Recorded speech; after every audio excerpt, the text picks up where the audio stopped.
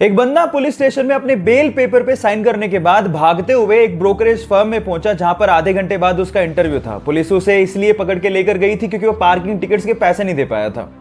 अब क्योंकि आधे घंटे बाद ही उसका इंटरव्यू था, तो वो कपड़े भी चेंज नहीं कर पाया। कपड़ों पे पेंट लगे हुए थे और बहुत ही गंदे थे। जब इंटरव्यूअर ने उसकी मार्कशीट देखी तो मार्क्स भी बहुत कम थे, लेकिन उसके बावजूद भी उसने इंटरव्यू क्रैक कर लिया। जानते क्यों? ये क्रिस गार्नर की घटना है और ये सच्ची है। ध्यान से सुनिएगा। उसके आंसर की वजह से उसका सिलेक्शन हुआ। उसने कहा कि सर, मैं इस तरह का पर्सन हूं कि अगर मैं किसी चीज का आंसर नहीं जानता होऊंगा तो मैं आपसे कहूंगा कि मैं नहीं जानता हूं, लेकिन मैं ये जरूर जानता हूं कि उसका आंसर ढूंढना कैसे। गाइस, लाइफ में बहुत सारे ऐसी चीजें जो आप नहीं जानते, लेकिन अगर आप ये जानते हो कि उसका जवाब कैसे ढूंढना है तो आप जिंदगी में कभी पीछे नहीं रहोगे। अगर डायमंड बना हो तो यह सिक्का मुंबई में ढाला गया है। अगर डॉट बना हो तो यह सिक्का नोएडा में ढाला गया है। अगर स्टार बना हो तो यह सिक्का हैदराबाद में ढाला गया है। और अगर कुछ भी नहीं बना हो तो यह सिक्का कोलकाता में ढाला गया है। उसे बहुत दिनों से खून की खांसी हो रही थी। डॉक्टर्स ने उसे कहा कि तुम स्कैन क्यों नहीं करवा लेते, पर उसे तो भारत देश के लिए खेलने की धुन सवार थी। उसने डॉक्टर को जवाब दिया कि क्या हो गया डॉक्टर, जब एक सैनिक हमारे देश के लिए गोली खा सकता है तो क्या मैं खून की उल्टी के साथ खेल नहीं सकता? लेकिन हालात बहुत ज्यादा खराब थे। जब रिपोर्ट्स आई तो पता लगा कि उसे कैंसर है और इसके क्योर के लिए उसे बाहर जाना पड़ा।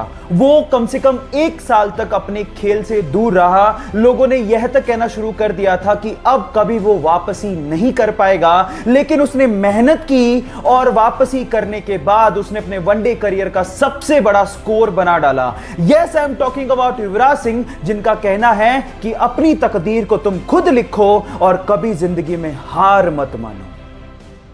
गाइस, जनरली आप लोगों ने देखा होगा कि जब भी हमारे यहाँ पे कोई कंस्ट्रक्शन होता है या फिर कोई रोड बनने वाली होती है और बीच में अगर कोई पेड़ आ रहा होता है तो हम लोग जनरली उसे कटवा देते हैं या काट देते हैं, लेकिन हर जगह पे ऐसा नहीं होता।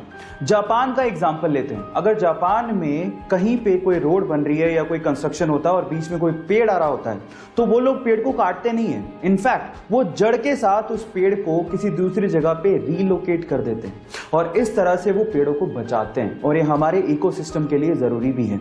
आपको ये जापान का तरीका कैसा लगा और आपको क्या लगता है कि हमारे देश में भी ये चीज इंप्लीमेंट होनी चाहिए? चैट सेक्शन में लिखना मत भूलिएगा।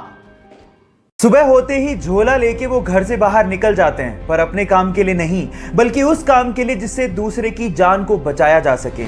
वो पेशे से डॉक्टर नहीं है, लेकिन जिसकी जान बच जाती है उसके लिए वो भगवान से कम भी नहीं है। सुबह होते ही झोला लेके वो गलियों में निकलते हैं और लोगों से अपील करते हैं कि उनके घर में अगर कोई अनयूज्ड मेडिसिन है तो उसे वो डोनेट कर दें।